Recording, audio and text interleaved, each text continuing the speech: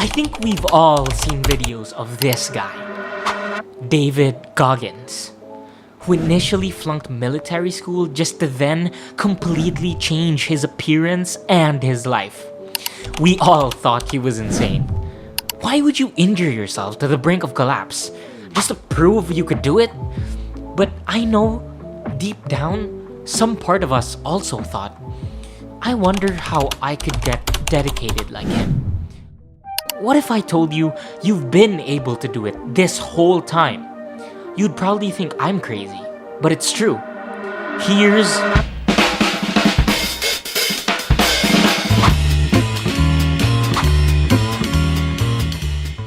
I used to think about how horrible I was compared to my peers. Then I'd hate myself for thinking that, because I know other people probably don't. Then I'd hate myself for hating myself. It was a vicious cycle. But the worst part is, I believed it was good for me. I believed being overly self-critical was the key to success because I thought improving meant ridding yourself of every imperfection. But it's not. Mark Manson, in his book, The Subtle Art of Not Giving Up, calls this phenomenon the feedback loop from hell. And it says that being critical of yourself because of your mistakes is not only detrimental, it's a form of narcissism. You might think that word is purely for people that love themselves so much they can't see their faults, but people who do the opposite are the same.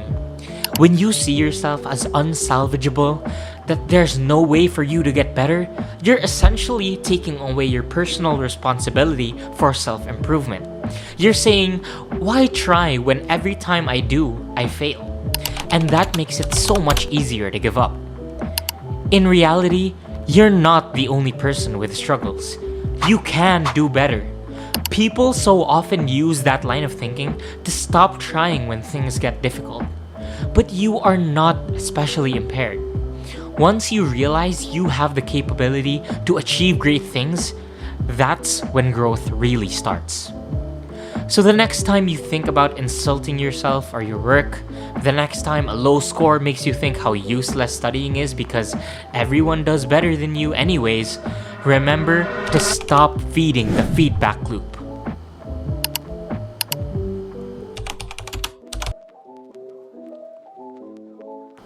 Tony Robbins, in his book Awaken, the Giant Within, chimes in on the debate on nurture versus nature.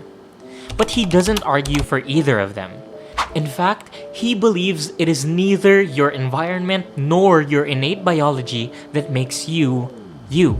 Rather, he believes that it is your reaction and perception of your lived experience that makes you who you are. Someone might lose a loved one and think, that hurt me so much, so I'll make sure I never love anyone as closely as that again.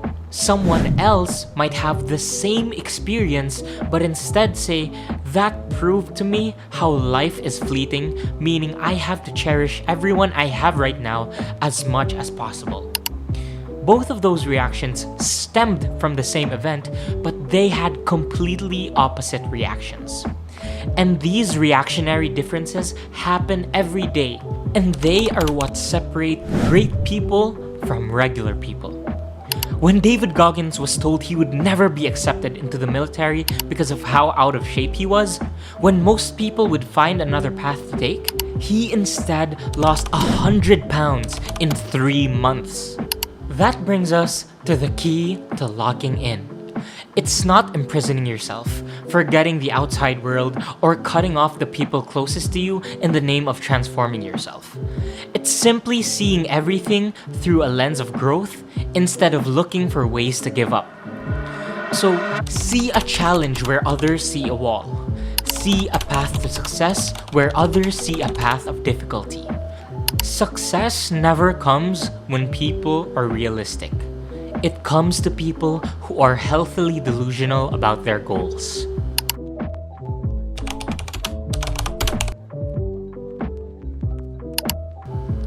People are emotional beings.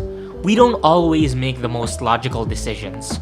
More often than not, we make decisions based on what make us feel good. And we can weaponize that. All you have to do to succeed is to make it so doing the hard work makes you feel good. You may ask, how? Well, Anthony Robbins says that the greatest leverage we have is our pain. The ultimate pain is knowing you have failed to live the standards you've set for your life. To apply this, we have to associate pleasure with things that drive us closer to our goal, to change. Conversely, we also have to associate pain with habits that keep us stagnant. So ask yourself, how will I feel when I achieve my goals?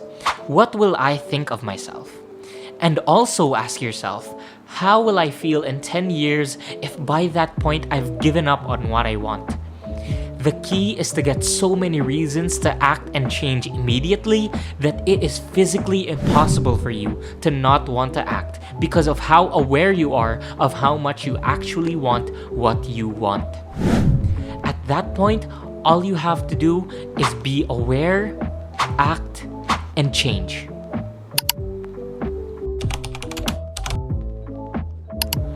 We all have things we want to achieve. Some want money, others want financial freedom. Most people just want to be able to provide for their family and live a fulfilling life. And you might think that change will take time. And it will. But your mindset, the way you think, and the way you plan your whole life, that only takes an instant to change. All you have to do is decide you want it. Thanks for watching.